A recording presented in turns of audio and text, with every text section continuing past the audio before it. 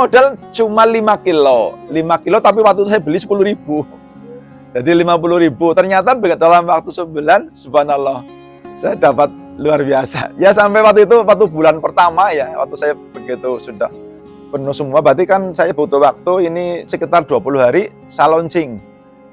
1 bulan ada omset 5 juta orang lebihnya. Insya Allah kalau ditekuni dengan baik, menguntungkan. Assalamualaikum warahmatullahi wabarakatuh. Nama Darimun, Desa Karangkandri, Kecamatan Kesugian, Kabupaten Cilacap, Jawa Tengah. Jadi kita merintis budidaya azolla karena kami melihat azolla itu merupakan tumbuhan paku air yang cukup potensi untuk dikembangbiakan. Dan itu menurut para peneliti yang ada, itu azolla itu punya kandungan protein sekitar 28%. Nah ini kalau memang itu benar-benar seperti itu kan sangat bagus untuk ternak kita, untuk ikan, untuk unggas, untuk kambing. Makanya kami di sini juga mencoba untuk memberikan pakan tersebut terhadap ternak-ternak tersebut. Kita pelihara ikan sedikit aja, ikan gerame. Kita juga pelihara kambing. Mereka cukup lahap juga, cukup lahap. Dan unggas kita juga ada di depan juga cukup lahap kalau kita kasih pakan dengan azolla. Baru sekitar hampir setahun lah, belum ada setahun. Tapi memang dulu juga pernah. Tapi memang ada tingkat apa katakanlah kesulitan dalam hal memahami kondisi alam. Karena memang kalau terlalu banyak hujan yang terlalu ekstrim berhari-hari, berminggu-minggu juga azolla ini berdampak karena terlalu banyak zat asam. Kalau panas pun, kalau panasnya ekstrim juga azolla ini berdampak. Dengan terlalu teriknya matahari itu juga menjadi tantangan karena panas akhirnya merah dan terus hilang gitu. Ya sebetulnya cara budidayanya cukup sederhana, cuma juga memang kita siapkan lahan yang memang bersih dari gulma-gulma yang lain supaya perkembangan azolla ini tidak terganggu dengan tumbuhan lain. Kemudian ada pemupukan. Pemupukan kita memanfaatkan kohe kambing yang sudah kita pelihara. Kita masukin ke dalam karung, itu contohnya seperti ini, karung-karung ini dimasukin itu untuk pupuk. Pemupukan memang perlu rutin, minimal ya sebulan sekali kita tambah pupuk kandang yang kami siapkan di situ, kohe kambing ditaruh di dalam karung terus kita masukkan ke dalam kolam tersebut. Biar mengapung mereka, kan otomatis akan terurai sendiri nanti. Sebetulnya sederhana itu. Tapi memang harus ada rutinitas panen. Jangan sampai terjadi penumpukan azolla terlalu padat sehingga tidak bisa berkembang, justru itu akan menimbulkan kematian juga. Jadi bagaimana rutinitas minimal itu seminggu 2 kali dipanen minimal. Karena memang pertumbuhannya kalau secara teori 30% benar. Kalau kita cuma ambil 10 kilo, 20 kilo, ini besok ini udah penuh lagi pagi-paginya. Memang ini juga perlu lahan terbuka karena mataharinya akan penuh, juga pertumbuhannya akan bagus.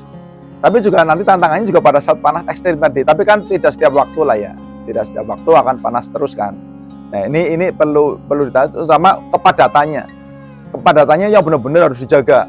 Jangan sampai padat banget numpuk gitu ya, terus akhirnya malah mati nanti. Jadi perkembangannya akan berkurang. 3 hari sekali panen, dikurangi.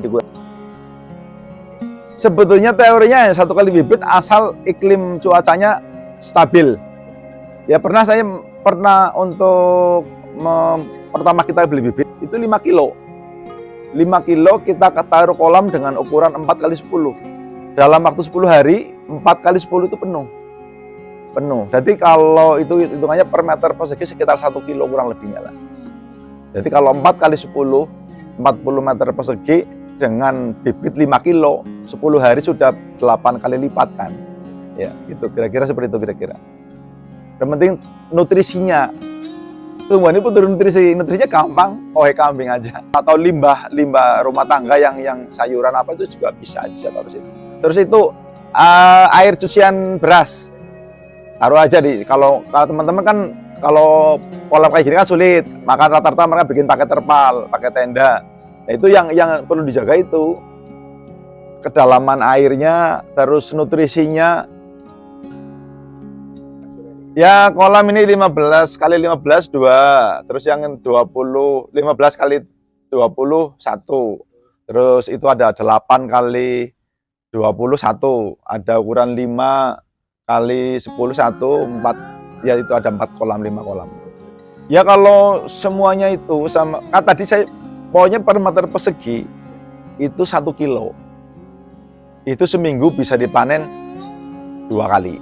Ya, 2 kali. Jadi kalau tadi panas ekstrim, adatnya terlalu ekstrim, hujannya terlalu ekstrim, muncul ulat.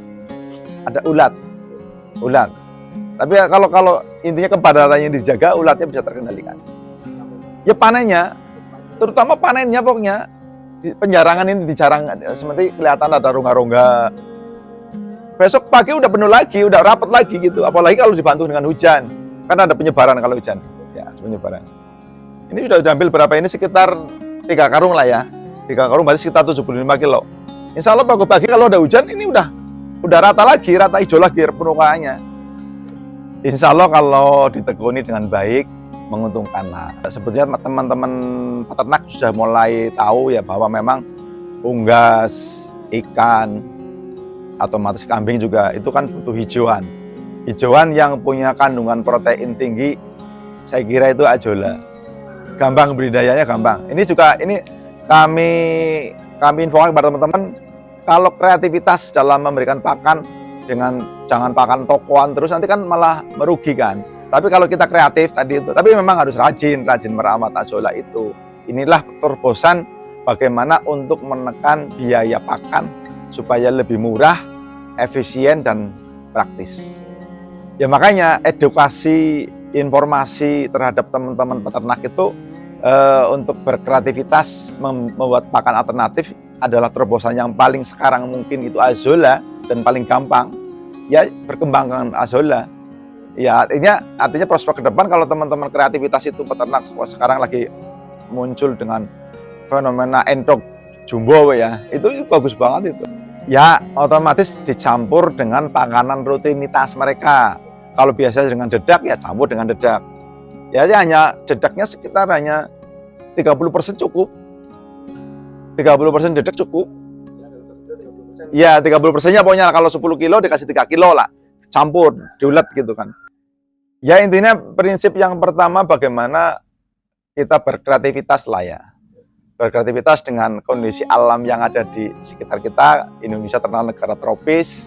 Sehingga bagaimana kita memanfaatkan alam ini dengan kondisi yang ada kita kembangkan. Sebagai alternatif terobosan bagaimana para petani ternak untuk bisa efisien dalam hal memberikan pakan. Terus terang kita menjual dengan harga yang cukup standar aja lah.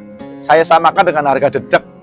Dedek kan di pasaran sekitar 5.000 ya, saya jual 5.000. Walaupun kadang teman-teman mau beli 1 kilo, mau beli 2 kilo, 5 kilo, tetap saya harganya sama. Ya saya jual murah. Jual murah, uang ini juga lah, murah juga kok. Iya kok. Ditinggal tidur udah pagi-paginya udah penuh. Saya lebih orientasi terhadap edukasi lah. Yang pertama dipersiapkan adalah lahan. Upayakan lahan tanah lah ya, yang tanah kolam lah ya, supaya lebih ada nutrisi-nutrisi lain yang bisa nanti diserap di kolam tersebut. Kemudian kalau bisa ada aliran air yang masuk ke kolam tersebut, terutama ya jangan air comberan, tapi air yang sudah seperti air irigasi masuk, ada sirkulasi. Itu yang pertama itu. Yang kedua, jangan dibawa teduhan, pohon-pohonan. Di samping nanti banyak daun-daun yang jatuh ke situ menimbulkan kompos yang tidak sehat, mendingan agak di tengah-tengah lahan yang terbuka. Ya, terus kemudian ya bibit azolla dengan nutrisi yang diimbangi dengan nutrisi yang bagus. Kuncinya itu di perawatan. Iya, perawatan. Jadi laku ndak laku, dipakai dan dipakai itu. Nah, saya pakai alternatif begitu panen overload, saya fermentasikan untuk pakan domba, untuk pakan unggas. Titik terendahnya dengan alam tadi, dengan alam. Yang pertama hujan ekstrim, waktu itu ada sekitar 10 hari hujan full, akhirnya terjadi pembusukan karena terlalu asam. Yang kedua pada saat panas ekstrim kemarin sekitar bulan akhir Januari ekstrim. itu juga punah, malah punah. Saya tidak sampai tidak. Kalau yang hujan masih saya beberapa persen saya selamatkan untuk pembibitan berikutnya. Tapi pada saat panas ekstrim hilang semua. Ya kayak beli kemarin 25 kilo untuk kolam yang 15 kali 15, terus dalam 10 hari full.